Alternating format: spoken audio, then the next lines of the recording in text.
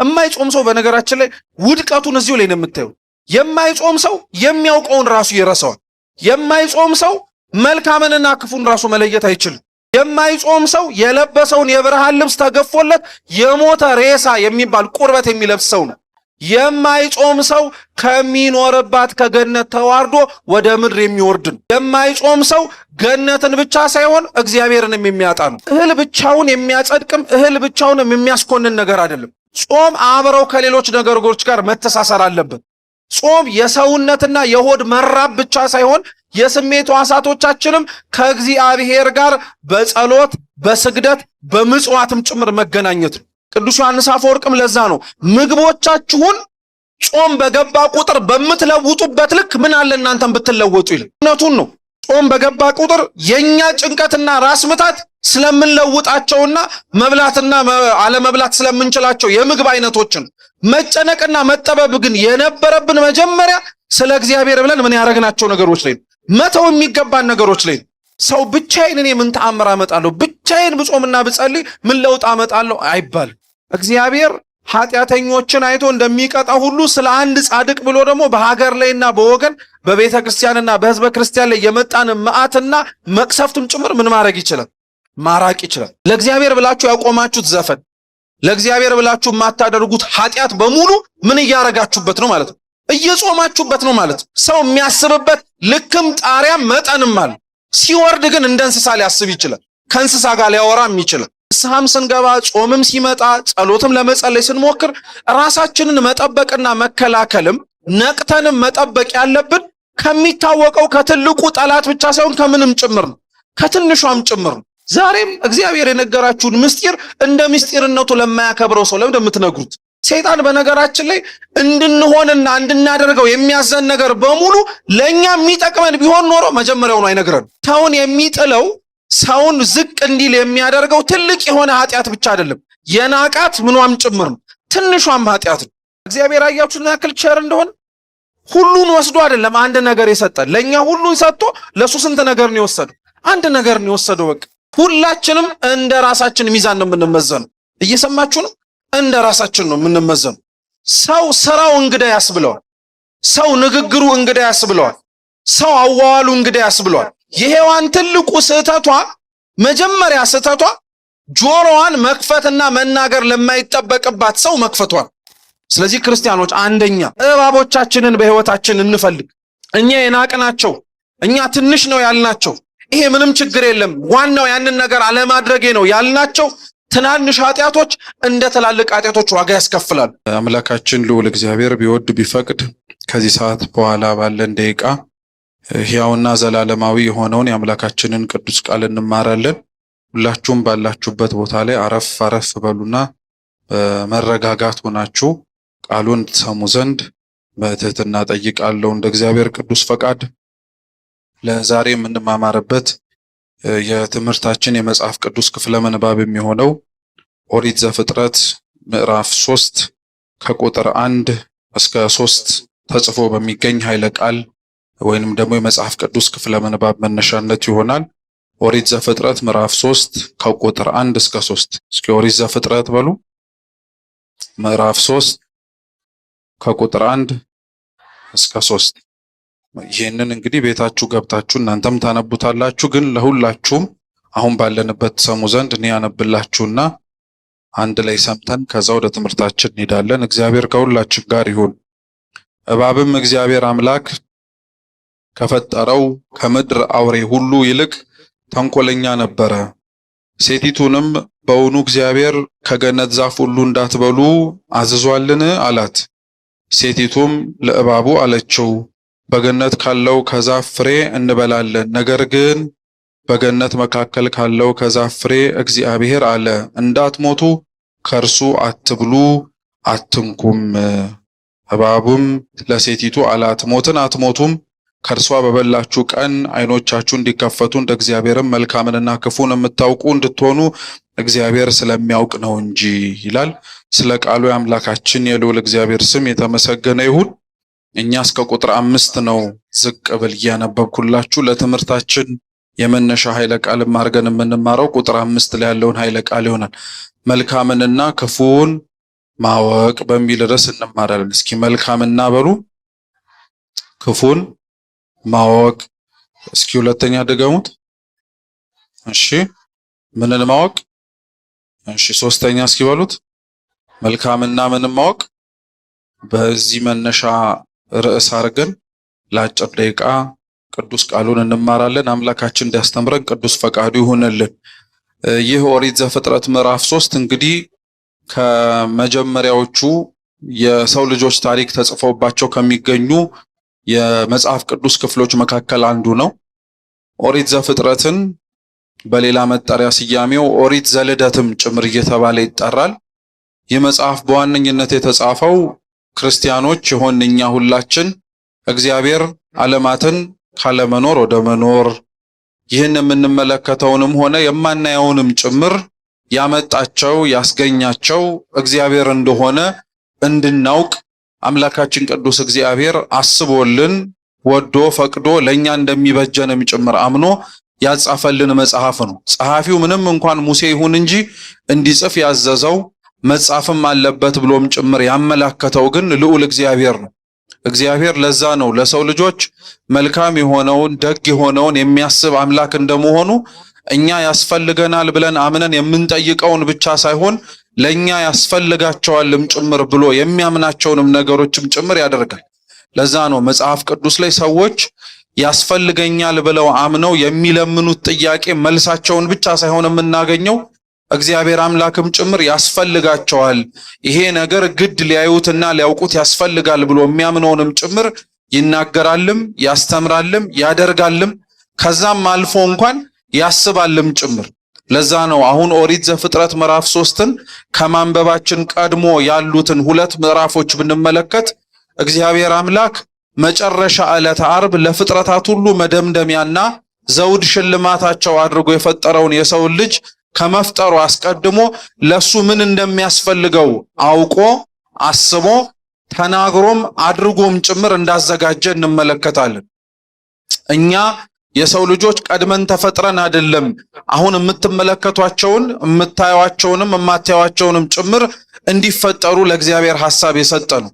እግዚአብሔር እነዚህን ሁሉ እኛ ከመፈጠራችን በፊት አስቀድሞን የፈጠራቸው ለምን ለኛ እንደሚያስፈልጉን እኛ ለምንኖርባት ዓለምም ጭምር እንደሚያስፈልጉ ስላወቀ ነው። ስለዚህ እንኳን እግዚአብሔር ሰው ያስፈልገኛል ብሎ ጠይቆት የሚያደርግለት አምላክ ብቻ ሳይሆን ይሄ ያስፈልገዋል ይሄ ሊደረግለትም ግድ ነው ብሎ አምኖም ጭምር የሚያደርግ አምላክ ነው። ስለዚህ ሙሴ እና እስራኤላውያን ሌሎችም ጭምር አይደለም እግዚአብሔር ዓለማትን ካለመኖር ወደ መኖር እንዴት አመጣ ብለው ጠይቀውት አይደለም። እስራኤላውያን ይሄ ኦሪት ዘፍጥረት እንዲጻፍ ምናልባት ያበረከቱት አስተዋጽኦ ቢኖር ኦሪት ዘጸአት ምዕራፍ 20 ላይ የሚታይ አምላክ እንፈልጋለን ብለው መጠየቃቸው ብቻ ነው። ምን የሚደረግ አምላክ? የሚታይ አምላክ እንፈልጋለን ብቻ ብለው ነው የጠየቁት። ከግብጽ ከወረዱበት ከግብጽም ከወጡበትና ሙሴ የሲና ተራራ ላይ ወጥቶ 10ቱን ትእዛዛት ከእግዚአብሔር እጅ እስከሚቀበልበት ቅጽበት ድረስ ከዛ በፊት ምንም የተጻፉ መጽሐፍት አልነበሩንም ነበር። እርግጥ ነው ለአዳም 7ኛ ትውልድ ለሆነው ለነሄኖስ ለነሄኖክ እግዚአብሔር አምላክ በጸፍጸፈ ሰማይ ፊደላትን አሌፋትን እያሳያቸው እንደተመለከቱ እነሱም ያዩትን እንደጻፉ እንመለከታለን። ሊቃውንተ ቤተክርስቲያንም ያስተምራሉ። ነገር ግን ወጥነት ባለው መልኩ ምክንያት ኖሮት የተጻፉ መጽሐፍትን ግን ከሙሴ ዘመን በኋላ ያለው ዘመን ነው ሕገ ኦሪት እየተባለ ወይንም ደግሞ ከሕገ ልቡና በኋላ ያለውን ዘመን እንድናስታውሰው አባቶቻችን የሚናገሩት። ስለዚህ እስራኤላውያን የጠየቁት ብቸኛ ጥያቄ ለሙሴ ምን የሚደረግ አምላክ እንፈልጋለን፣ የሚታይ አምላክ እንፈልጋለን አሉት። ሙሴ ይህንን ጥያቄያቸውን ከእግዚአብሔር ዘንድ ለማቅረብ ሙሴ ይህንን ጥያቄያቸውን ከእግዚአብሔር ዘንድ መልስም ይዞ ለመውረድ ሲል በሲና ተራራ ላይ 40 ቀን 40 ሌሊት ቆየ። ይሄ ቆይታው ዘመን ላይ ወይንም ደግሞ የቆይታ ጊዜው ላይ ግን እግዚአብሔር ወዶና ፈቅዶ የጠየቀውን ሕጉን ብቻ ሳይሆን ሌሎችን ምስጢራት ገለጠለት። ለዛ ነው ቅድም እንዳልኳችሁ እንኳን እኛ እግዚአብሔርን ይሄ ያስፈልገኛል ብለን ጠይቀነው ቀርቶ እሱ ራሱ ግን ይሄ ያስፈልጋችኋል ብሎ የሚያረጋ አምላክ ነው። ሙሴ የሕዝቡን ጥያቄ ይዞ ወጥቶ የጠየቀው ለእግዚአብሔር የሚታይ አምላክ እንፈልጋለን ብለው ሕዝብህ ጠይቀዋል ብሎ ነው። እግዚአብሔር ግን የሚገርማችሁ ይሄንን መልስ ለመመለስ 40 ቀን ሙሴን እንዲቆይ አድርጎታል። በነዛ በ40 ቀናቶች ውስጥ በእያንዳንዱ ሱባኤ በእሳት መጋረጃ ሙሴ እያለፈ እያንዳንዱን አስቀድሞ እሱ ከመፈጠሩና ከመኖሩ በፊት የነበሩትን ፍጥረታት በሙሉ እግዚአብሔር እንዴት እንዳስገኛቸው፣ እንዴት እንደፈጠራቸው፣ እንዴት እንዳከናወናቸው ለሙሴ በልቡ ነው ገልጥለጠለት። በመጨረሻ ነው ከዛ በኋላ ሕጉንና ትእዛዙን በ40ኛው ቀን ላይ ሰጥቶት ወደ ሕዝቡ እንዲወርድ ያደረገው። ስለዚህ ሙሴ ይሄንን መጽሐፍ አባቶቻችን እንደጻፈው ይናገራሉ ማለት ነው። በዚህ መጽሐፍ ላይ የሰው ልጆች የታሪካቸው መነሻና ውድቀት አንድ ምዕራፍ ላይ ነው ያለው። ምዕራፍ 2 ላይ እግዚአብሔር አምላክ የሰው ልጅን እንደፈጠረው በአርአያው በአምሳሉም ጭምር አክብሮ እንዳዘጋጀውና መኖሪያ ተሆነው ዘንድ በገነት እንዲመላለስ እንዳደረገው ተጽፎ እናገኛለን። ይሄም ብቻ አይደለም፣ ሰው ብቻውን ይሆን ዘንድ መልካም አይደለም ደግሞ ብለው ረዳት እንድትሆነው አጋዥ እንድትሆነው የሴት ልጅንም ከጎኑ አጥንት እግዚአብሔር አምላክ እንዳዘጋጀና እንደሰጠው እናገኛለን። ኦሪት ዘፍጥረት ምዕራፍ 3 ግን ከምዕራፍ 2 በጣም የተለየ ምዕራፍ ነው። ምናልባት እንደውም መጽሐፍ ቅዱስ ላይ ካሉ ከአጠቃላይ መጽሐፍት በሚባል ደረጃ የሰው ልጅ ታሪኩ ከአንዴው ምስቅልቅሉ የወጣበት የመጽሐፍ ቅዱስ ክፍል ቢኖር ኦሪት ዘፍጥረት ምዕራፍ 3 ነው። ሲነበብ እንደሰማችሁት እግዚአብሔር አምላክ ከምድር አውሬዎች በሙሉ እባብ ብልህና ተንኮለኛ እንደነበረች ይናገራል። እናቺ እባብን ምክንያት አድርጎ ከሱ አስቀድሞ የነበረው ጠላት ሰይጣን ዲያብሎስ በእባቢቱ ቆዳ ውስጥ ተደብቆ በሱ ፋንታ የተፈጠሩትን የሰው ልጆችን ከነበሩበት ገነት እንዳወረዳቸው ሊያወርዳቸውም ጭምር አስቦ ወደ ገነት እንደገባ የሚጻፍ ታሪክ ነው። ይህን ታሪክ ምናልባት ክርስቲያን ሆኖ ወይ በጣም ቤተክርስቲያን ሲመላለስ የነበረ ሰው የሚጠፋው አይደለም። የአዳምና ሔዋን የውድቀታቸው ታሪክ። ይሄን ታሪክ ለዛሬ መነሻ አድርገንም በተወሰነ መልኩ እንድንማረው የተመረጠበት ዋነኛው ሐሳብ አሁን ያለንበት ወቅትና አሁን ያለንበት ጊዜ እንደምታውቁት የጾም ወቅት ነው እና እባቧ ወደ ሔዋን ገብታ ስትናገር እንደሰማችኋት እግዚአብሔር ለምንድነው ከገነት ካሉት እጽዋቶች በሙሉ እንዳትበሉ የከለከላችሁ አለች። እንግዲህ የሰይጣን ውሸትና ተንኮል በነገራችን ላይ የተጀመረው በዚህ ነው። እግዚአብሔር አዳምንና ሔዋንን በገነት ውስጥ እንዲኖሩ ሲፈቅድላቸው እንዳይበሉ ያዘዛቸው አንድ እንጨት ነው እንጂ ብዙ እንጨት አይደለም። ስንት እንጨት ነው? አንድ እንጨት ነው። ሰይጣን ግን ለሔዋን ሲነግራት እግዚአብሔር በገነት ካሉት ሁሉ እጽዋት ለምን እንዳትበሉ ከለከላቸዋል። የሰይጣን አመሉ በነገራችን ላይ እንዲህ ነው። አንድ ነገር ሲከለከል ብዙ ነገር እንደተከለከለ፣ ብዙ ነገር ሲከለከል ያቺ የተፈቀደችዋን ደግሞ አንድ ነገርም ጭምር ልብ እንድናረግ የሚያደርግ እግዚአብሔር ለምንድን ነው ሲጀመር ራሱ በነገራችን ላይ እነዚህን አዳምንና ሔዋንን አንድ እንጨት እንዳይበሉ የከለከላቸው? የከለከላቸው አንድ ትእዛዝ ነው። የሰጣቸው አንድ መመሪያ ብቻ ነው። በገነት ውስጥ እንደፈለጉ መኖር ይችላሉ። እንደፈለጉ ማለት የተፈቀደላቸውን በሙሉ እያደረጉ። እግዚአብሔር ከፈቀደላቸው በጣም ብዙ ነገር ግን የከለከላቸው ስንት ነገር ነው? አንድ ነገር ብቻ ነው። እና ሊቃውንተ ቤተክርስቲያን አባቶቻችን እግዚአብሔር ስለከለከላቸው አንዲት እንጨት በጣም ብዙ ነገር አስተምረዋል። አንደኛ እግዚአብሔር አምላክ ያቺን እንጨት እንዳይበሉ የከለከላቸውና ያቺን እንጨትም ጭራሽ እንዳይመኟትም ጭምር አበክሮ ያሳሰባቸው የመጀመሪያው ምክንያት ማን ፍጡርና ማን ፈጣሪ እንደሆነ ምልክት እንድትሆናቸው። ማን ፍጡር ማን ፈጣሪ እንደሆነ ምልክት እንድትሆናቸው ነው። እግዚአብሔር በተቻለው አቅሙ እሱ በሚወደውና በሚፈቅደው መጠን የሰው ልጅ እንዳይሳሳት ማድረግ የሚጠበቅበትን ነገር በሙሉ አድርጎለታል። ልብ ብላችሁ ስሙ። የሰው ልጅን እግዚአብሔር አምላክ የፈጠረው በዕለተ ዓርብ ነው። የመጀመሪያው የተዋረደውና የወደቀው ኃጢአትን ሰርቶ ነገር ግን ንስሐ ሳይገባ የነበረው የወደቀው መልአክ ደግሞ የተፈጠረው ዕለተ እሁድ ነው። እግዚአብሔር ያንን የእሳት መጋረጃውን ከፍቶ ገልጦ ገብቶ ከዙፋኑ ፊት ተንበርክኮ ለምድርና ለፍጥረታት ሁሉ ልመና እንዲያቀርብ አድርጎ ያዘጋጀው የተቀደሰው መልአክ ሳጥናኤል ማለት ነው የተፈጠረው በዕለተ እሁድ ነው። እና በዕለተ እሁድ ተፈጥሮ ሳጥናኤል ብዙም ሳይቆይ እግዚአብሔር በዙሪያው ላይ እያለ ነገር ግን እንደሌለ ተሰወረበት። ለምን? ልክ የሰው ልጅና ቅዱሳን መላእክት ግዕዛነ አእምሮ ወይንም ደግሞ ማሰብ የሚችል ጭንቅላት አላቸው። እግዚአብሔር እንኳን ተገልጦልንና እኔ ነኝ ብሎኝ ቀርቶ ማንነቱንና ምንነቱን እንኳን ሳይገልጥልን ዙሪያው ግን እርሱ መኖሩን ሊመሰክሩ በሚችሉ ነገሮች ፈልገነው ማግኘት እንድንችል የሚያስብ ጭንቅላት ሰጥቶናል ለሁላችን። ለዛ ነው ቅዱስ ጳውሎስም በሮሜ መልእክቱ ሲናገር እግዚአብሔር ለፍጥረቱ በፍጥረቱ የተገለጠ ነው ይላል። ከኛ ውጪ ባሉት ዙሪያችን ላይ ባሉት ፍጥረታት እግዚአብሔር የተገለጠ ነው። ስለዚህ እግዚአብሔር ፍጥረታትን ሲፈጥር በተለየ መልኩ ደግሞ ቅዱሳን መላእክትን ፈጥሯቸው ተሰወረባቸው። የተሰወረባቸው ባህሪው እንደማይመረመር እንዲያውቁ እንኳን የሰው ቀርቶ የህሊና መላእክት እንኳን አይምሮና ጭንቅላት መረዳት ስለ እግዚአብሔር ሊኖረው የሚገባው ዕውቀት ወይንም ደግሞ ሊኖረው የሚገባው መረዳት ውስንነት እንዳለው እንዲያውቁት የማይመረመር አምላክ መሆኑን እንዲረዱ ተሰወረባቸው። ስለዚህ የተሰወረባቸው እንደማይመረመር እንዲያውቁት ነው።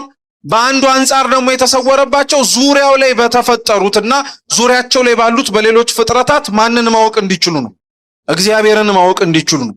በነገራችን ላይ እግዚአብሔር ለመላእክት ማንነቱን ሳይገልጥና ሳያሳያቸው እኔ ነኝ ገዢያችሁ ሳይላቸው ዙሪያቸው ላይ ባሉ ነገሮች ግን የሱን መኖር እንዲያውቁ እንዳደረገው ሁሉ ዛሬም በነገራችን ላይ እግዚአብሔር ገልጦ ባይናገር፣ መጽሐፍት ተከፍተው ባይነበቡ፣ ሰባኪያን መምህራን ቆሞ ባያስተምሩ እንኳን እርሱን የሚፈልግና የሚሻ ልቡና ካለ ዙሪያው ላይ ባሉት ነገሮችም ጭምር ማወቅና መረዳት ይችላል። ችግሩ ግን ምን መሰላችሁ? አሁን ባለንበት ጊዜ ላይ እንኳን ሰው ዙሪያው ላይ ያለውን ሰው አይቶ ሌላ እግዚአብሔር አለ ብሎ አምላክ ይሄንን ሁሉ የፈጠረ እሱ አለ ብሎ ለማመን ቀርቶ እኛ ራሳችን እርስ በርስ ስንተያይ ራሱ አንዳችንን ስንመለከት ሰውን የምናይ ይመስላችኋል? ከኃጢአታችን ከበደላችን ከክፋታችን ልንኖረው ተገብቶን ነገር ግን መኖር ባቃተንና ባነስንበት ልክ እንኳን ሰውን አይቶ እግዚአብሔርን ሊያውቀው ቀርቶ እኛ ራሱ እርስ በርስ ተያይተን እንኳን አንተ ሰው ነህ አይደለም የምንል ጨካኞች ከሆንን በጣም ቆይተናል። ስለዚህ እግዚአብሔር ለመላእክት ያረገውን ነገር ለኛ ያላረገው እንዳይመስላችሁ። አሁን ዛሬ ሰው እግዚአብሔር መኖሩን በምን አውቃለሁ ብሎ ቢጠይቅ እግዚአብሔር መኖሩን የምታውቀው ቆሞ የሚያስተምር ተገልጦ የሚነበብ መጽሐፍ ባታገኝ እንኳን በፈጠራቸው በፍጥረታቱ ዙሪያ ላይ እንኳን እግዚአብሔር ይታያል።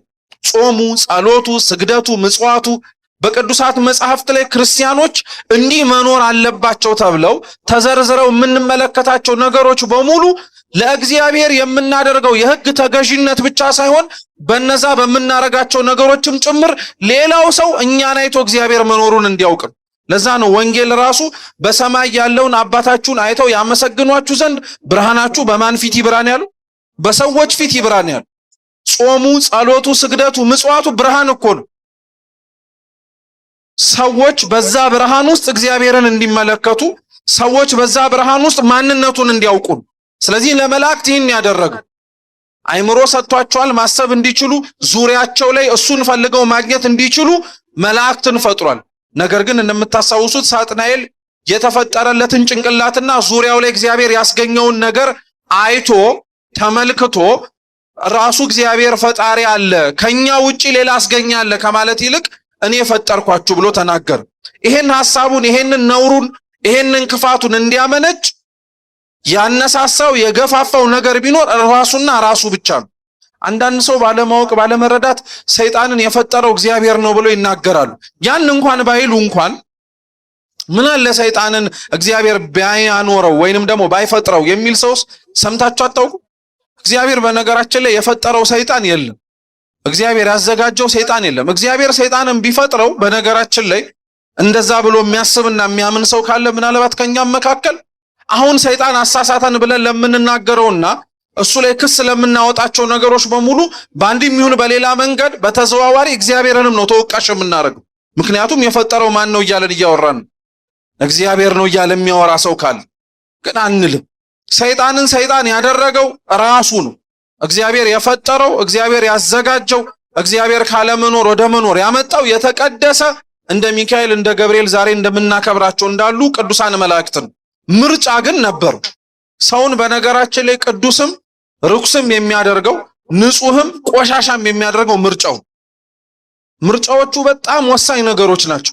ለዛ ነው ሰውን እግዚአብሔር ከሚለምነው ልመናዎች መካከል አንዱ ማስተዋልን እንዲሰጠው፣ ጥበብን እንዲሰጠው፣ መረዳትን ልቡናን እንዲያሳድርበት ሰውን የሚለምነው እግዚአብሔር ለምን እንደሆነ ታውቃላችሁ? ምርጫዎቻችን ናቸው እኛን የሚያጸድቁንም የሚያስኮኑንንም ጭምር። ስለዚህ ምርጫው አስኮነነው፣ ምርጫው ሰይጣን እንዲሆን አደረገው። ምን ማለት መሰላችሁ? በሌላ አማርኛ ለምሳሌ አንዲት እናት ልጅ ወለደች።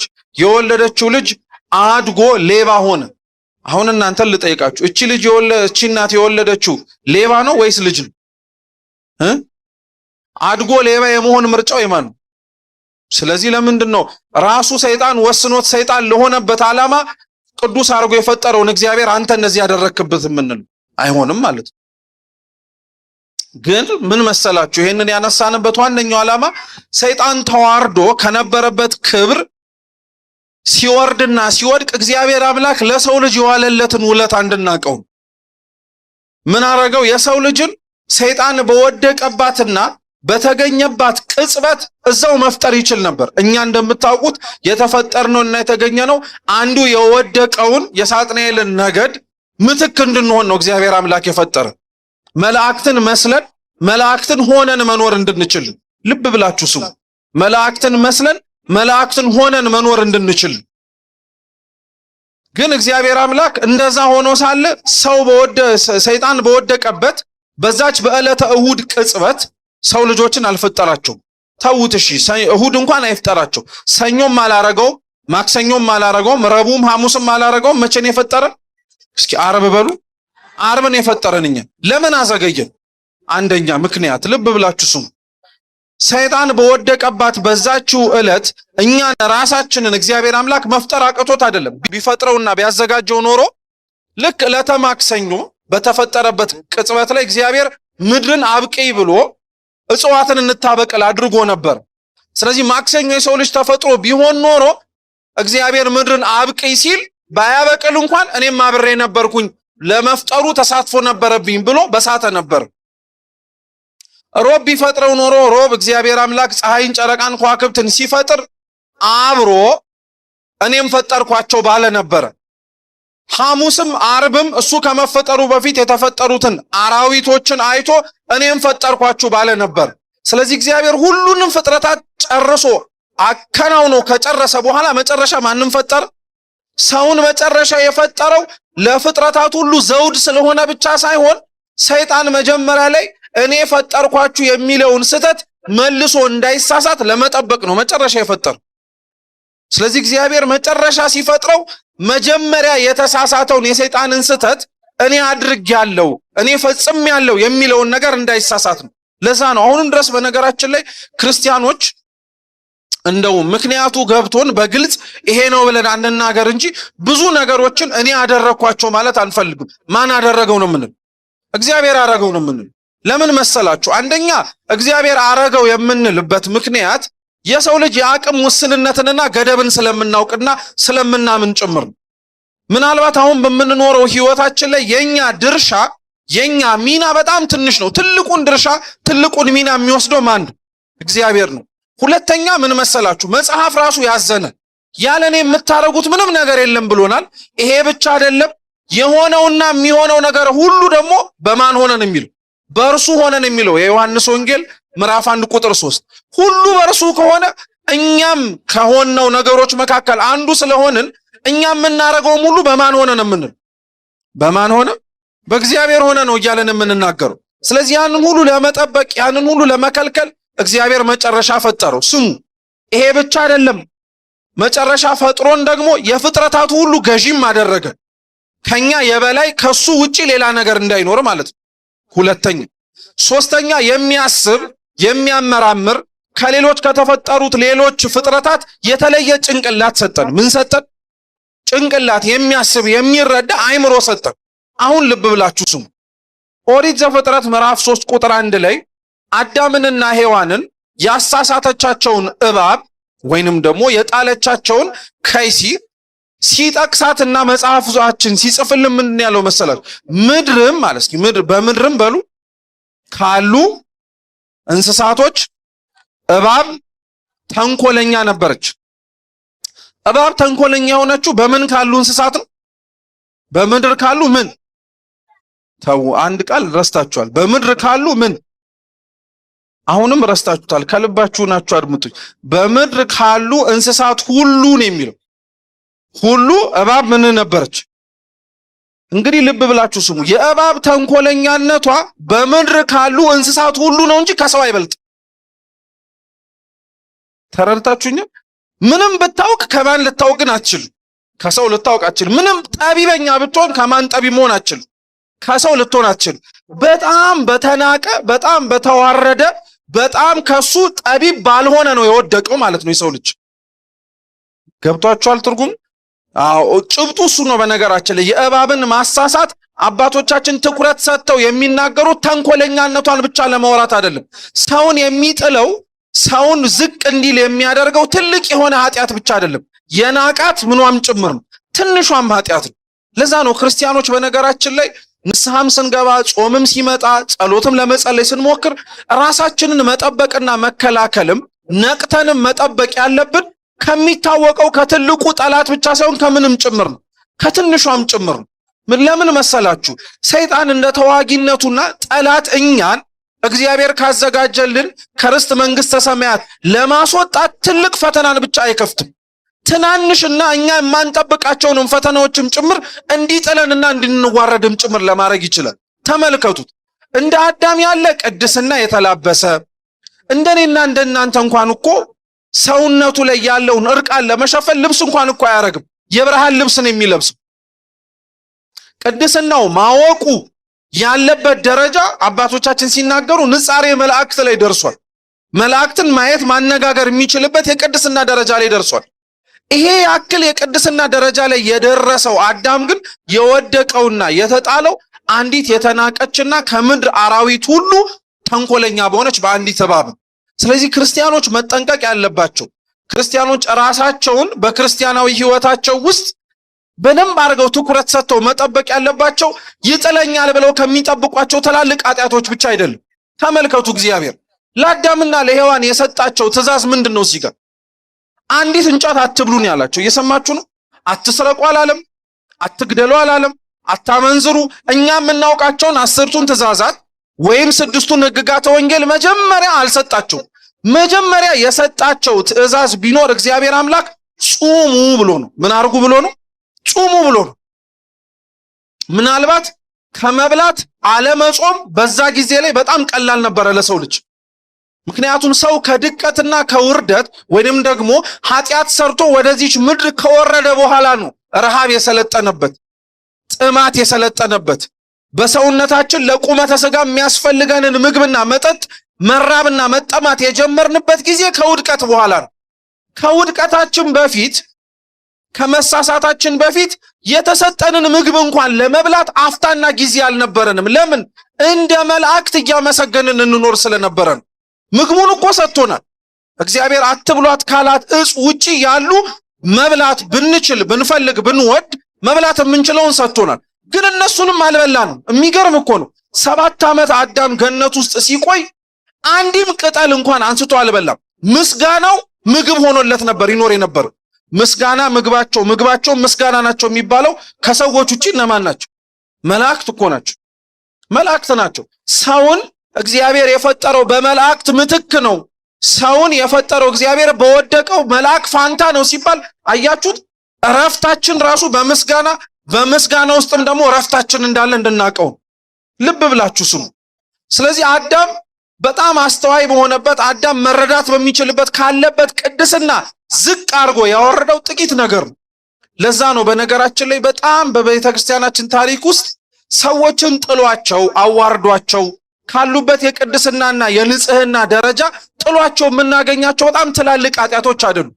እርግጥ ነው ትላልቅ ኃጢአቶች ሰዎችን ካሉበት ደረጃ ሲያዋርዷቸው እናያለን። ለምሳሌ ከ12ቱ ሐዋርያት አብሮ የተመረጠ ማሰርና መፍታት እንዲችል ስልጣነ ክህነት የተሰጠው ርኩሳት መናፍስትን ከሰው ልጅ ሰውነት እያሳደደ ማስወጣትን ሀብተ መንፈስ ቅዱስ የታደለው ይሁዳ የወደቀው በምንድን ነው? እስኪ ገንዘብ በሉ። በገንዘብ ነው የወደቀው። በፍቅረ ነዋይ፣ በስስት፣ ባልበቃ ባይነት፣ ባለው ነገር ባለመርካቱ። አሁንም ዛሬም በነገራችን ላይ ግብር ስባችን ይሁዳ ሆኖ ስባችን የተለያየ ሆነ እንጂ ዛሬም ቤተክርስቲያን ውስጥ ላለ ህግጋትና ተገዢነት ራሳችንን አስገዝተን ለመኖር በጣም የሚከብደን እንደ ይሁዳ ያለን ሰዎች አሉ። ቃል በቃል ገንዘብ አያሳስተን እንጂ እንደ ገንዘብ የምንንሰፈሰፍለት የምንሳሳለት እሱ ካልሆነ በቀር ሊያስደስተን የሚችል ሌላ ነገር የለም ብለን የምናምንበት ከእግዚአብሔር የበለጠብን ነገር አለ። ለይሁዳ ከእግዚአብሔር እንዲርቅ ምክንያት የሆነው ይሄ ነው። ሌሎችንም ማንሳት እንችላለን። ለምሳሌ ዛሬ አብረን ተሰብስበን ያለንበት የመጀመሪያው ሰማዕት የሆነው ቅዱስ እስጢፋኖስ እንደምታስታውሱት የሐዋርያት ሥራ ላይ ስለ እግዚአብሔር እየመሰከረ ስለ ኢየሱስ ክርስቶስ በማስተማሩ ምክንያት ነው አይሁድ አንስተው በድንጋይ ወግረው ሰማዕትነት እንዲቀበል ያደረጉት። እየሰማችሁ ነው? እና በዛ ቅጽበት ላይ ድንጋይ ይወግሩት የነበሩትን ሰዎችና ድንጋይ እያነሱ ይጭኑበት የነበሩትን ሰዎች በነገራችን ላይ እነሱ እግዚአብሔርን እንዳያውቁ ያደረጋቸው ምንድነው? መልሱ እንጂ ምናቸው ነው እግዚአብሔርን እንዳያውቁ ያደረጋቸው? እስኪ ጥላቻ በሉ። ጥላቻቸው ነው እግዚአብሔርን እንዳያውቁት ያደረጋቸው እንጂ እስጢፋኖስ እኮ እየተናገረ ነው፣ እየሰበከ ነው፣ እያስተማረ ነው። ልቡናቸውና ጆሮአቸው ግን ጥላቻ ያወረው ስለሆነ ለነሱ ለሚናገረውና ለሚያስተምራቸው ትምህርት ጆሮና ልቦናቸውን ከመክፈት ይልቅ በእጃቸው ላይ ያለውን ድንጋይ አንስቶ መወርወር ቀለላቸው። ዛሬም በነገራችን ላይ እግዚአብሔር ጋር ሰው የማይገናኘውና ለመገናኘትም እየፈለገ ያቅሙን እየሞከረ ብዙ ህግጋት እያከበረ ጥላቻ ግን ካለው ማግኘት አይችልም።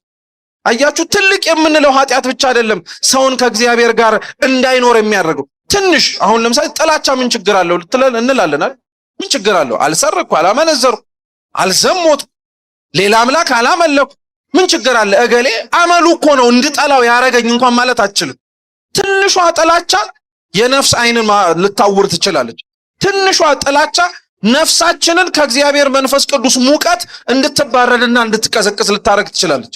ስለዚህ ክርስቲያኖች የአዳምን በእባቧ መውደቅን ስናስብና ስናስተውል መርሳት የሌለብን የሚጥሉንና የምንኖረውን ከእግዚአብሔር ጋር ያለንን ህይወት እንድንርቅ የሚያረጉን ትላልቅ ነገሮች ብቻ አይደሉም።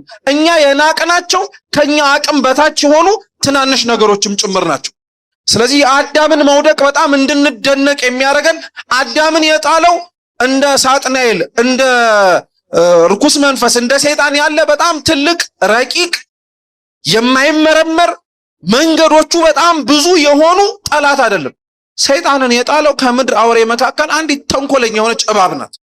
ስለዚህ ክርስቲያኖች አንደኛ እባቦቻችንን በህይወታችን እንፈልግ።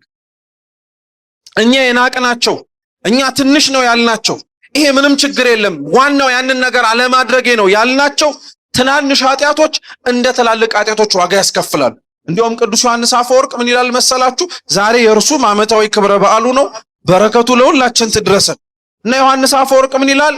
አትስረቅ የሚለውን ህግ ሲያስተምር ወገኖቼ አትስረቅ የሚለውን ህግ መረዳት ያለባችሁ እንደ ትልቅ ንብረት ዘረፋ ብቻ አይደለም። ትንሿም ስኳር መስረቅ እንደ ትልቁ ንብረት ዘረፋ ስርቆት ነው ይላል። አሁን ከዚህ ውስጥ ማን ስኳር ያልቃማል? ማን ያልሰረቃል? ማን ወላጆቹ ካፍቴሪያ ውስጥ ሳያው ያቃማል? አሁን ለኛ ግን ይሄ ምንም አይደለም። ስንት ሰው በሚገደልበት ስንት ሰው ነፍሱ እንደዚሁ ዝም ብሎ በሚሄድበት አሁን የኔ ስኳር መቃም ምን አለው? ሌላው ስለ ራሱ ኃጢያት ይጠየቃል። አንተ የምትጠየቀው ስለማን ኃጢያት ነው? ስለ ራስህ። የሌሎች ኃጢያት መብዛት ያንተን ኃጢያት መስራት የሚያሳንስም አይደለም። የሌሎች ኃጢያቶች ክፋት ያንተን ኃጢያት እምብዛም ነው የሚያስብልም አይደለም። ብዙዎቻችን በነገራችን ላይ ስለ ጽድቅ ራስን ማነጻጸር ብቻ ሳይሆን ኃጢያትንም ራሳችንን እናነጻጽራለን። አይሆንም። ግን ሁላችንም እንደ ራሳችን ሚዛን ነው የምንመዘነው። እየሰማችሁ ነው? እንደ ራሳችን ነው የምንመዘነው። ስለዚህ ከምድር እባቦች ከምድር አራዊት ሁሉ ማን ተንኮለኛ ነበረች? እባብ ተንኮለኛ ነበረች አለች እና መጀመሪያ ሄዳ ለሔዋን ነው ወሬ ማውራት የጀመረችው። ምን አለች? እግዚአብሔር ለምንድን ነው ከገነት ካሉት እጽዋት ሁሉ እንዳትበሉ የከለከላችሁ አለች። እየሰማችሁ ነው? ጥያቄ ልጠይቃችሁ፣ ልብ ብላችሁ ስሙ። እባብ ያወራል አያወራም?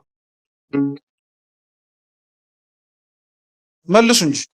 እሺ እባብ ያወራል አያወራም? ለነገሩ የምታነበው መጽሐፍ ቅዱስ ይኸው ያወራል እያለ አይደለም ልትሉ ነው። ችግር የለም። ውሻ ያወራል አያወራም? አያወራም አይደል? እሺ አህያ ያወራል አያወራም? እሺ የሚያወራ እንስሳ አለ በጥቅሉ? ማን የሚያወራው? መልሱ እንጂ። ሰው ያወራል፣ ሌሎቹ ምን ያደርጋሉ? ይሰማሉ። ስለዚህ የሚያወራ እንስሳ የለም ማለት ነው። ለምን ይሄን እንዳልኳችሁ ልንገራችሁ። መጽሐፍ ቅዱስ ላይ ብዙ እንስሳቶች ሲያወሩ እናያለን። እግዚአብሔር አንደበታቸውን ሲከፍት እንኳን እንስሳ ቀርቶ ድንጋይ እንኳን ያወራል። ድንጋይ ያወራል። ግን ጭብጡ ምን መሰላችሁ? እንስሳት አወሩ ሲባል እንስሳት ማውራታቸውን ብቻ አይደለም መመልከት ያለብን። መጽሐፍ ቅዱስ ላይ እንስሳት እንደ እንስሳነታቸው የሚገለጡበት ቦታ አለ። እንስሳት ደግሞ በውክልና የሚቀመጡባቸው ቦታዎች አሉ።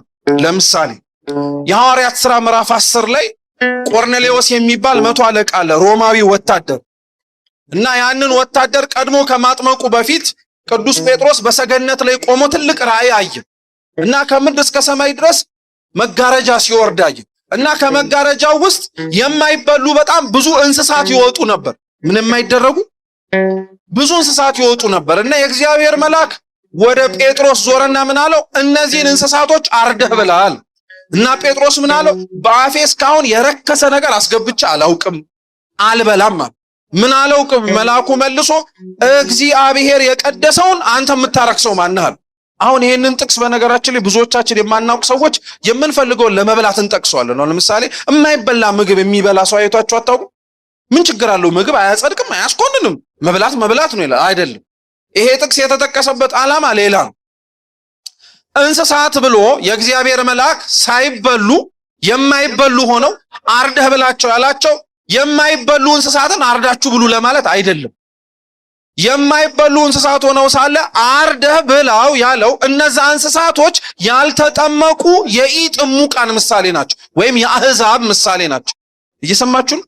የማይበሉትን እንስሳት አርደህ ብላቸው እንዳለው ያልተጠመቁትን እግዚአብሔርን ማወቅ የሚያስፈልጋቸውን እያጠመቅ አርደህ ብላቸው ማለት ክርስቲያን አድርጋቸው ማለት ነው። እየሰማችሁ ነው? ጥሩ። ስለዚህ በዚሁ መንፈስ ከተረዳችሁት እንስሳ የሚባለው እንስሳ ብቻ አይደለም ማለት ነው። እንስሳት ተብለው አህዛብም ጭምር ይጠቀሳሉ ማለት ነው። አንደኛ።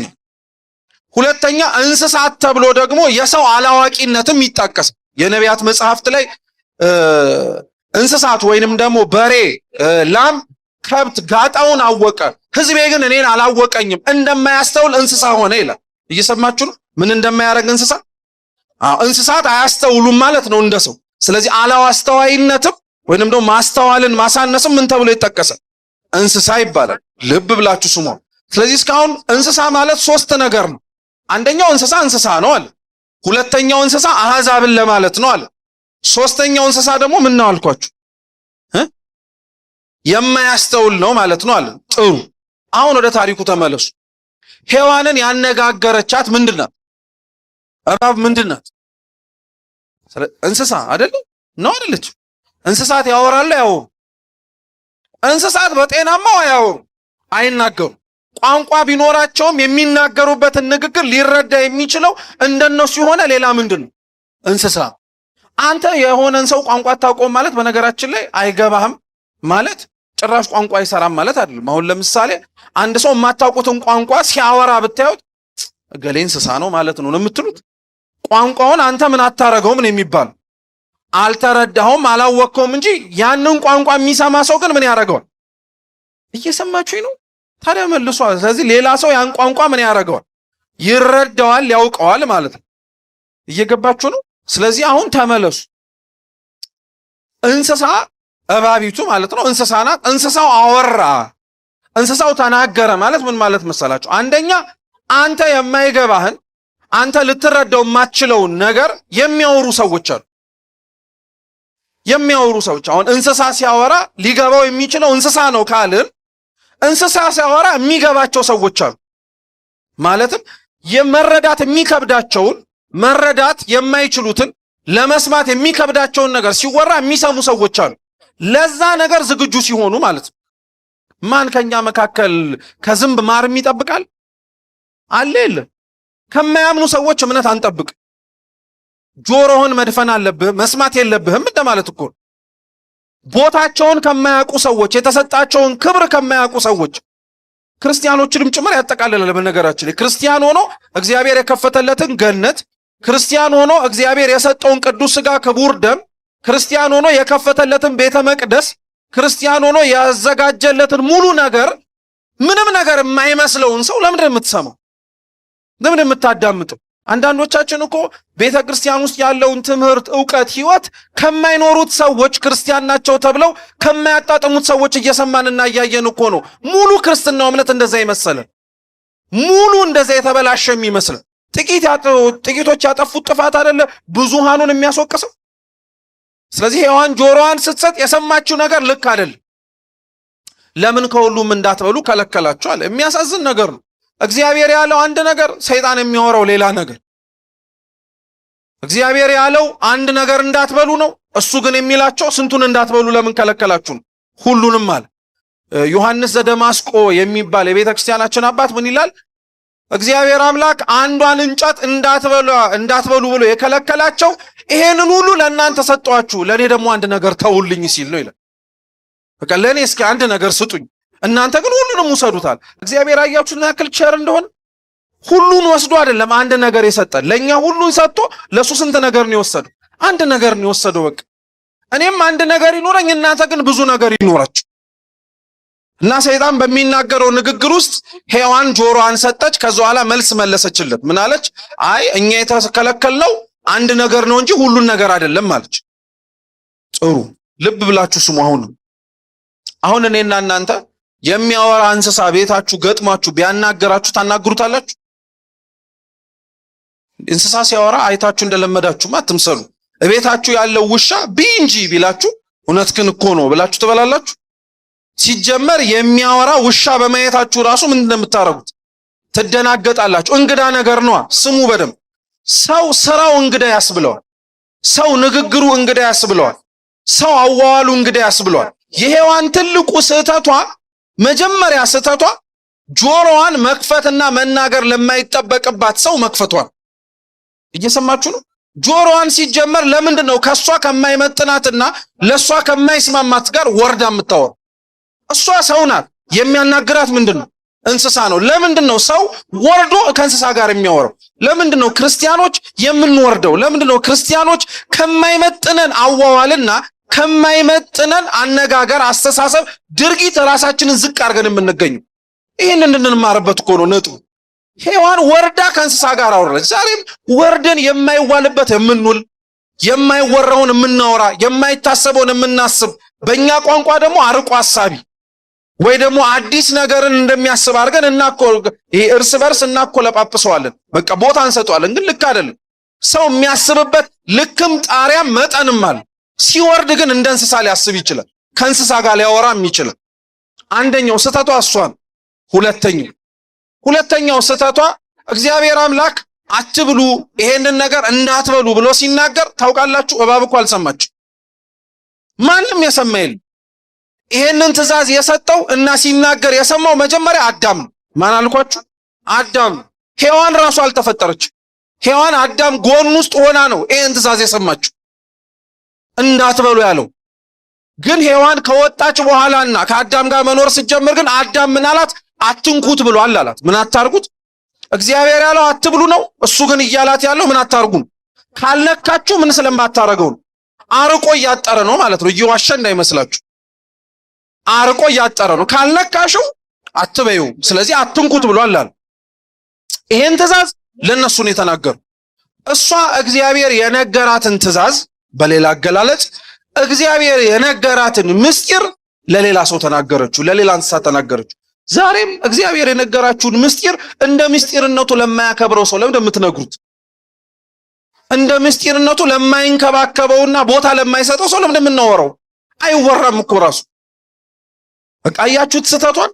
ማውራት ከሌለባት ጋር አወራች። ጆሮ መስጠት ከሌለባት ጋር ጆሮ ሰጠች። ማናገር የሌለባትን ምስጢር ደግሞ ለጠላቷ ለራሷ ሰጠች። ስለዚህ ሔዋንን የጣላት ማን ይመስላችሁ? እርግጥ ነው ሰይጣን የጣላት። ሰይጣን ግን የጣላት ከሔዋን ምን አግኝቶ ነው? አያችሁ፣ ሰይጣን ድክመታችንን አውቆ የሚጥለን ትላልቅ ፈተና ብቻ አምጥቶ አይደለም፣ በትናንሽም ይጥለናል አልኳችሁ። ሁለተኛ ጠላት እኛን የሚጥለን የሚያጠቃንንና የሚያዋርደንን ነገር ከማን ራሳችን ሰምቶን ከራስ ሰምቶ እኔ እኮ እንትን ነገር አልችልም አትሉ። እኔ እኮ እንትን ነገር አይሆንልኝም። አሁን የገሌን ዘፈን ስሰማ በቃ አይሆንልኝም። የገሌን ፊልም ሳየው አይሆንልኝም። በቃ እገሌን ሳየው የሆነ ነገር ያረጋኝም። እንዴ የሚያጠቃህን የሚገልህን የሚያዋርድህን ዝቅ የሚያረግህን ነገር ለጠላት ተነግረዋለህ። ስለዚህ ያንን ነገር እኮ ይዞ ምን ያረጋሃል ማለት ነው? እንዲጥልህ በር እየከፈትክለት። ስለዚህ አይሆንም ይሄንን ነገር ነው ብትበሉት ብትጠጡት እንዲያውም እንደሱ አምላክ እንዳትሆኑ ነው አለ። ከዛ በኋላ ግን ሰይጣን ምንድን ያለ በጣም የሚገርማችሁ ነገር መልካሙንና ክፉን እንዳታውቁ ነው አለ። እስኪ መልካምንና ክፉን በሉ እንዳታውቁ። በሌላ አማርኛ ይሄንን ዕፀ በለስ ብትበሉት መልካምና ክፉን ምን ያደርግላችኋል? ይገልጥላችኋል ነው። እና ቅዱስ ኤፍሬም ሶርያዊ ሔዋንን በጣም አድርጎ ይወቅሳታል። ምን ይላታል መሰላችሁ? ሔዋን ሆይ ምን አለ ከሰይጣንና አድሮበት ከሚያሳስተው ከዛ እባብ እኮ የተሻለ ጭንቅላት አለሽ። ይሄንን ዕፀ በለስ በልቶ ክፉና ደግ ማወቅ ይቻላል ለሚልሽ ጠላት አንተ እያወራህ ያለው ራሱ ክፉ ይሁን ደግ ይሁን በምን አውቃለሁ ብለሽ ለምን አልጠየቅሽውም? እውነት ለመናገር ቀጥፈሽ የምትበይው ቅጠል አምላክ ሊያረግሽ ቢችል ኖሮ ለምን እሱ መጀመሪያ ይበላውም ነበር እያለ ይጠይቃል። እውነት እኮ ነው። ሰይጣን በነገራችን ላይ እንድንሆንና እንድናደርገው የሚያዘን ነገር በሙሉ ለኛ የሚጠቅመን ቢሆን ኖሮ መጀመሪያውኑ አይነግረንም። ሁሌም የሚያወራው ነገር ለኛ የሚጠቅመንን ይመስላል እንጂ ምንም የማያረገንን የማይጠቅመንን። ስለዚህ ሔዋን ቀጠፈች፣ እሷን በላች፣ ባሏን በላ። ከዛ በኋላ ወደቁ። እግዚአብሔር ለመጀመሪያ ጊዜ ለሰው ልጆች የሰጣቸው ሕግ ቅድም እንዳልኳችሁ ለዛ ነው። ለመጀመሪያ ጊዜ የሰጣቸው ሕግ ጾም ነው። እና ሰው ክርስቲያኖች በተለይ ጾምን መረዳት ያለባቸው እንደ ፍትሐ ነገሥቱ ትርጉም ለተወሰነ ሰዓት ከተወሰኑ ምግቦች መከልከል ነው ብለው ብቻ ሳይሆን ጾምን መጽሐፈ መነኮሳት እንዲያውም ሲያስረዳው ለእግዚአብሔር ተብሎ የሚተው ነገር በሙሉ ጾም ነው።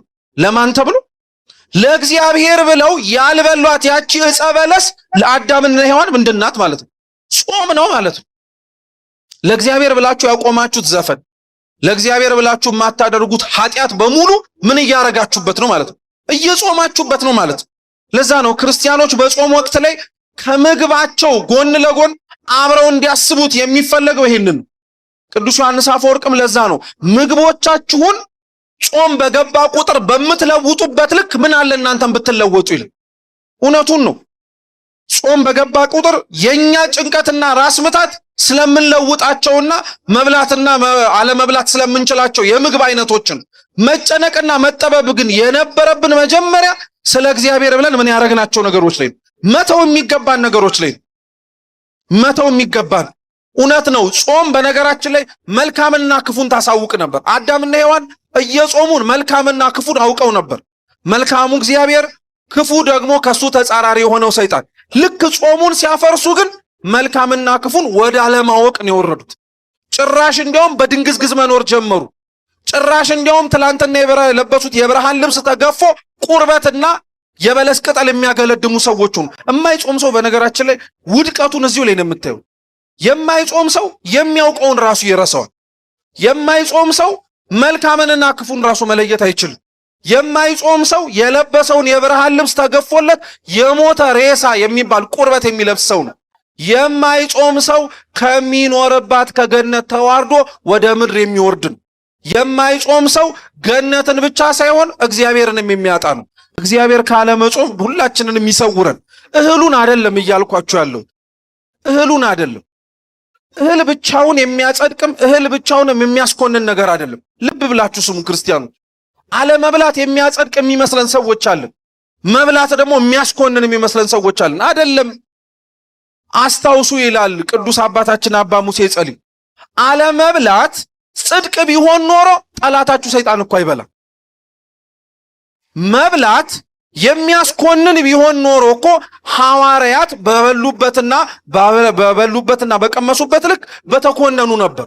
ሰውን የሚያጸድቀውም የሚያስኮንነውም መብላትና ለመብላቱ አይደለም። አሁን ግን አይታችሁታል። ሲበላ ያየነውን ሰው በሙሉ እኛ ምን እያረግነው? በቃ ኮድነንበታል። ሳይበላ ያየነውን ሰው በሙሉ ደግሞ በእኛ አይምሮ ምን አድርጓል? ጸድቋል ማለት ነው። አይሰራም እንደዛ። አለመብላትም መብላትም አይደለም ለጽድቅና ለኩነኔ ምክንያት የሚሆኑ። በጾሙ ጊዜ ላይ እኛ በስጋ ምግብ ሳንከት ነገር ግን መከልከል ከሚገባ ሌሎች ነገሮች ኃጢአት እየሰራን ከሆነ እውነት እየተነጋገርን ከሆነ የጾምን አይደለም። በአንጻሩ ደግሞ ባይደረግም በጾም ጊዜ ላይ እየበላን ግን ከሌሎች ኃጢአቶች ብንከለከል ደግሞ አይገሌ የጾመች አይደለም አይባልም። ከምግብ ላትከለከል ትችላለች፣ ከኃጢአት ግን ራሱን መጠበቅ አለበት። ስለዚህ እሱን አንደኛ ያዙ። ሁለተኛ በምንጾምበትም ሆነ ስለ ጾም በምንነጋገርበት ሐሳብ ውስጥ መርሳትና መዘንጋት የሌለብን ሁለተኛው ነገር ቢኖር ጾም አብረው ከሌሎች ነገሮች ጋር መተሳሰር አለበት። ጾም የሰውነትና የሆድ መራብ ብቻ ሳይሆን የስሜት ሕዋሳቶቻችንም ከእግዚአብሔር ጋር በጸሎት በስግደት በምጽዋትም ጭምር መገናኘት ነው። ለዛ ነው መጽሐፈ መነኮሳት ጾምን የጸሎት እናት ናት እያለ የሚነግራት። ሰው ሲጾም ለመጸለይ በር እየተከፈተለት ነው። የሚጸልይ ሰው ለመመጽወት በር እየተከፈተለት ነው። እሱ ከእግዚአብሔር ፊት እጆቹን ዘርግቶ ስጠኝ እንደሚለው የሚጸልይም ሰው እንደዚሁ ሁሉ ከእግዚአብሔር የተቀበለውን ራሱ ደግሞ ለሰው የሚሰጥ ነው። የሚመጸውት ሰው ደግሞ የሚሰግድ ሰው ነው። ዝቅ የሚል ሰው ነው። ራሱን ከተፈጠረበት ከአፈር አሳንሶ ከእግዚአብሔር ፊት ትቢያ እንደሆነ ከሰዎችም ዘንድ ራሱን በትሕትና ዝቅ የሚያደርግ ሰው ነው። ጾምን እንደ ቀላል ለተወሰኑ ሰዓታት እንደ መራቢያ አድርገን አንቁጠረው ክርስቲያኖች። በጾም አሁን ያልኳችሁ እኛ የተማማርንበትን መጽሐፍ የጻፈው ሙሴ ፍጥረታትን ካለመኖር ወደ መኖር እግዚአብሔር እንዴት እንዳመጣቸው አውቋል። በደንብ አድርጎ አውቋል። ያላወቀነውን ለማወቅ ያልተረዳነውን ለመረዳት ሰው ይጾማል። ይሄንን ብቻ ብያችሁ ትምህርታችንን እንጨርስ። አንዳንዶቻችን ደግሞ በጾም ከምናስተውላቸው ጥያቄዎች መካከል አንዱ ምን መሰላችሁ? አሁን እኔ ጾምኩም አልጾምኩም ምን ይመጣል? ምንም። አሁን ለምሳሌ እንደ ሁሉም ስለምትመለከቱት አሁን እኔ ጾምኩ አልጾምኩ ጸለይ ካልጸለይኩ ምን ያመጣል ልትሉ ትችላላችሁ። ለዚህ አንድ ብቻ ታሪክ ልንገራችሁ። ብሉይ ኪዳን ላይ ካሉ መጽሐፍቶች መካከል ከመጽሐፈ ዕዝራ ጋር ድሮ ይቆጠር የነበረ አባቶቻችን ግን በቀኑና የለዩት መጽሐፍ አለ። መጽሐፈ ነህምያ ይባል። መጽሐፈ ነህምያ አንድ ነህምያ የሚባል እስራኤላዊ የእስራኤል ቅጥርና ሀገር መፍረሱንና መውደሙን አይቶ ጾሞና ጸልዮ ሀገር ለመገንባት የወረደ ሰው የምታገኙበት። አንድ ሰው ጾሞ ምን ያመጣል ካላችሁ ቤታችሁ ገብታችሁ ነህምያን ይዩት። አንድ ሰው ጾሞ ራሱን ከእግዚአብሔር ፊት ዝቅ ካረገ እንኳን ለራሱ ቀርቶ ለሀገር የሚተርፍ ሰው ነው። የፈረሰውን ቅጥር የገነባው የታጣውን ሰላም እንዲመለስ ያደረገው አንድ የነህምያ ጾምና ጸሎት። ሰው ብቻዬን እኔ ምን ተአምር አመጣለሁ፣ ብቻዬን ብጾምና ብጸልይ ምን ለውጥ አመጣለሁ አይባልም። እግዚአብሔር ኃጢአተኞችን አይቶ እንደሚቀጣ ሁሉ ስለ አንድ ጻድቅ ብሎ ደግሞ በሀገር ላይና በወገን በቤተ ክርስቲያንና በሕዝበ ክርስቲያን ላይ የመጣን መዓትና መቅሰፍትም ጭምር ምን ማድረግ ይችላል? ማራቅ ይችላል። ስለዚህ እውነትም መልካምንና ክፉን የምታሳውቀው ይህችን ጾመ ነቢያትን ሌሎችንም አጽዋማትንም ጭምር ክርስቲያኖች ስንጾም አደራ እነዚህን ነገሮች እያሰብን በውስጣችንም ጭምር እያመላለስን መሆን መቻል አለበት ማለት ነው። እግዚአብሔር አምላክ የጾምነውን ጾም እንዳስጀመረን ለፍጻሜው በቸርነቱ ያብቃን። በምሕረቱ በደግነቱ እግዚአብሔር ከምናየውም ከማናየውም ከምናውቀውም ከማናውቀውም ለጾማችን ከማይሆነው መሰናክል ሁሉ ይጠብቀን። የሰማነውን በልቦናችን ሰሌዳ ይጻፍልን። ወስብሐት ለእግዚአብሔር።